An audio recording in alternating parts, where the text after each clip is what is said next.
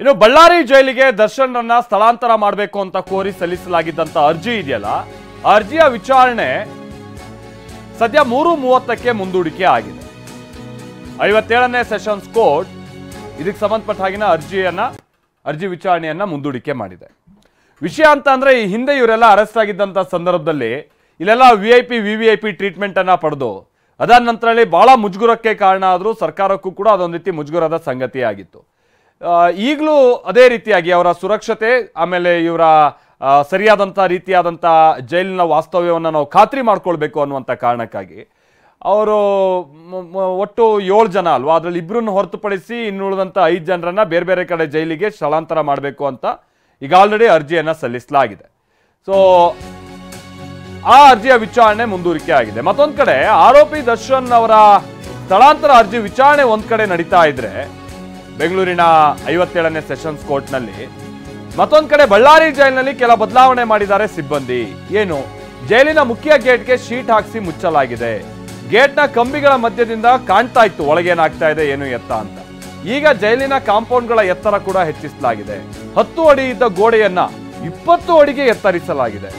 So ಭದ್ರತೆಗಾಗಿ ಈ ರೀತಿಯಾದ ಕ್ರಮ ತೆಗೆದುಕೊಳ್ಳಲಾಗಿದೆ ಅಂತ ಅಧಿಕಾರಿಗಳು ಹೇಳ್ತಾ ಇದ್ದಾರೆ. ನೋಡಿ, ಇನ್ನು ಬಳ್ಳಾರಿ ಜೈಲಿಗೆ ಶಿಫ್ಟ್ ಮಾಡಿ ಅಂತ ಕೋರ್ಟ್ ಆದೇಶನೇ ಬಂದಿಲ್ಲ. ಅಷ್ಟರೊಳಗಾಗಿ ಬಳ್ಳಾರಿ ಜೈಲಿನಲ್ಲಿ ಏನೇನೆಲ್ಲ ವ್ಯವಸ್ಥೆಗಳು ಮಾಡ್ಕೊಂಡಿದ್ದಾರೆ ಅನ್ನುವಂಥದ್ದು ನಮ್ಮ ಗಮನಕ್ಕೆ ಬರ್ತಾ ಇದೆ. ಆಮೇಲೆ ಹೇಳಿ ಕೇಳಿ ಬಿಸಿಲ ನಾಡು ಬಳ್ಳಾರಿ, ಇಲ್ಲೇನೋ ಬೆಂಗಳೂರಲ್ಲಿ ನಡ್ಕೊಂಡು ಹೋಗ್ಬಿಡುತ್ತೆ.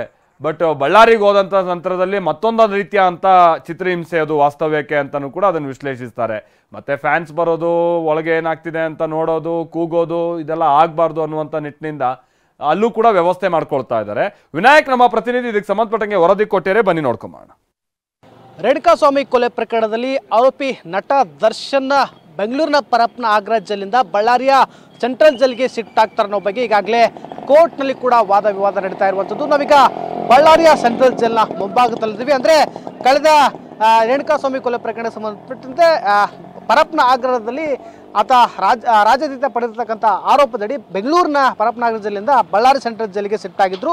ಆ ಸಂದರ್ಭದಲ್ಲಿ ಸುಮಾರು 62 ದಿನಗಳ ಕಾಲ ದರ್ಶನ್ ಬಳ್ಳಾರಿ ಸೆಂಟ್ರಲ್ ಜೈಲಿನಲ್ಲಿ ಸೆರೆವಾಸವನ್ನು ಅನುಭವಿಸಿದ್ರು. ನಂತರದಲ್ಲಿ ಆರೋಗ್ಯ ಸಮಸ್ಯೆಯನ್ನು ಇಟ್ಕೊಂಡು ಇಲ್ಲಿಂದ ಬೇಲ್ ಪಡೆಯುವ ಮೂಲಕ ಹೊರ ಹೋಗಿದ್ರು. ಆದರೆ ಈಗ ಸದ್ಯ ಮಟ್ಟಿಗೆ ಸುಪ್ರೀಂ ಕೋರ್ಟ್ ಆ ರೆಗ್ಯುಲರ್ ಬೇಲನ್ನು ಸಂಪೂರ್ಣವಾಗಿ ರದ್ದುಪಡಿಸಿದೆ. ಜೊತೆಗೆ ಈಗಾಗಲೇ ಅವರು ಕೂಡ ಅಂದರೆ ದರ್ಶನ್ ಕೂಡ ಈಗಾಗಲೇ ಪರಪ್ಪನ ಆಗ್ರಾ ಜೈಲನ್ನು ಸೇರುವಂಥದ್ದು. ಆದರೆ ಪ್ರಸ್ತುತವಾಗಿ ಆ ಪರಪ್ಪನ ಆಗ್ರಾ ಜೈಲಿನಿಂದ ಬಳ್ಳಾರಿಯ ಸೆಂಟ್ರಲ್ ಜೈಲಿಗೆ ಅದನ್ನು ಶಿಫ್ಟ್ ಮಾಡಬೇಕು ಅನ್ನೋ ಕೂಡ ಈಗಾಗಲೇ ವಾದ ವಿವಾದ ಮತ್ತು ಚರ್ಚೆ ಕೂಡ ನಡೀತಾ ಇರುವಂಥದ್ದು. ಹೀಗಾಗಿ ಇನ್ನೇನು ಕೋರ್ಟ್ನಿಂದ ಅಂದರೆ 57ನೇ ಸೆಷನ್ ಕೋರ್ಟ್ನಿಂದ ಬಳ್ಳಾರಿ ಸೆಂಟ್ರಲ್ ಜೈಲಿಗೆ ಶಿಫ್ಟ್ ಆಗಬೇಕು ಅನ್ನೋ ನಿರ್ಧಾರದಲ್ಲಿ ಆದೇಶ ಬಂದರೆ ಬಳ್ಳಾರಿ ಸೆಂಟ್ರಲ್ ಜೈಲಿನ ಒಳಭಾಗದಲ್ಲಿ ಹೇಗಿದೆ, ಯಾವ ರೀತಿ ವಾತಾವರಣ ಅಂತಂದರೆ ಕಳೆದ ಬಾರಿ ದರ್ಶನ್ ಇದ್ದಾಗ ಕೇವಲ 5 ಫೂಟ್ವರೆಗೆ ಮಾತ್ರ ಈ ಗೋಡೆ ಅಂದರೆ ತಡೆಗೋಡೆ ಇತ್ತು, ಅಂದರೆ ಜೈಲಿನ ಹೊರಭಾಗದಲ್ಲಿರ್ತಕ್ಕಂಥ ಗೋಡೆ ಇತ್ತು. ಆತ ಹೋದ ಬಳಿಕ ಸುಮಾರು 5 ಫೂಟ್ಗಳಷ್ಟೇ ಅಂದರೆ ಸುಮಾರು 10 ಫೂಟ್ಗಳಷ್ಟು ಎತ್ತರವಾಗಿರ್ತಕ್ಕಂತಹ ಜೈಲಿನ ಗೋಡೆಯನ್ನು ನಿರ್ಮಾಣ ಮಾಡಿದ್ದಾರೆ. ಯಾಕಂತಂದರೆ ಆತ ಬಂದಾಗ ಪ್ರತಿ ಬಾರಿಯೂ ಕೂಡ ಆತ ಕುಟುಂಬಸ್ಥರು ಭೇಟಿ ಮಾಡಬೇಕಾದಾಗ ಅವರು ಗೇಟ್ ಮೂಲಕ ಹೊರಗಡೆ ಬರ್ತಾ ಇದ್ರು. ಹೀಗಾಗಿ ಸಾಕಷ್ಟು ಅಭಿಮಾನಿಗಳಾಗಿರ್ಬೋದು, ಸಾಕಷ್ಟು ಜನರು ಕೂಡ ಇಲ್ಲಿ ಬಂದು ಜೈಲಿನ ಮುಂಭಾಗದಲ್ಲಿ ಸಾಕಷ್ಟು ಜನ ಸೇರ್ತಾ ಇದ್ರು. ಹೀಗಾಗಿ ಆ ನಿಟ್ಟಿನಲ್ಲಿ ಗೋಡೆಯನ್ನು ಎತ್ತರಪಡಿಸಿದ್ದಾರೆ. ಜೊತೆಗೆ ಈ ಕಾಂಪೌಂಡ್ ಗೇಟ್ನ ಒಳಭಾಗವನ್ನು ಗಮನಿಸಬಹುದು. ಇದಕ್ಕೂ ಸಂಪೂರ್ಣವಾಗಿ ಪ್ಲಾಸ್ಟಿಕ್ ಕವರನ್ನು ಮಾಡುವ ಮೂಲಕವಾಗಿ ಒಳಗೆ ಅಂದರೆ ಜೈಲಿನ ಒಳಭಾಗದಲ್ಲಿ ಏನೂ ಕಾಣಿಸಬಾರ್ದು ಅನ್ನೋ ಕೂಡ ಈಗಾಗಲೇ ಕಟ್ಟುನಿಟ್ಟಿನ ಕ್ರಮವನ್ನು ಈಗಾಗಲೇ ಜೈಲಾಧಿಕಾರಿ ತೆಗೆದುಕೊಂಡಿರೋದು. ಜೊತೆಗೆ ಇಲ್ಲಿ ವಾಸ್ತವರನ್ನು ಕೂಡ ನಿರ್ಮಾಣ ಮಾಡಿದ್ದಾರೆ. ಅಂದರೆ ಕಳೆದ ಬಾರಿ ದರ್ಶನ್ ಬರುವ ಮುಂಚಿತವಾಗಿ ಕೇವಲ ಇಲ್ಲಿರ್ತಕ್ಕಂತಹ ಸಿಬ್ಬಂದಿಗಳು ಅಲ್ಲಲ್ಲಿ ಗಿಡದ ಕೆಳಗಡೆ ಕೂತ್ಕೊಂಡು ಜೈಲಿನ ಹೊರಭಾಗದಲ್ಲಿ ಕಾವಲನ್ನು ಕಾಯ್ತಾ ಇದ್ರು. ಆದರೆ ಈಗ ಸದ್ಯ ಮಟ್ಟಿಗೆ ಎತ್ತರವಾಗಿರ್ತಕ್ಕಂತಹ ವಾಸ್ತವಗಳನ್ನು ಕೂಡ ನಿರ್ಮಾಣ ಮಾಡಿದ್ದಾರೆ. ಜೊತೆಗೆ ಸಾಕಷ್ಟು CC ಕ್ಯಾಮ್ರಾಗಳ ಕಣ್ಗಾವಲನ್ನು ಕೂಡ ಗಮನಿಸ್ಬೋದು.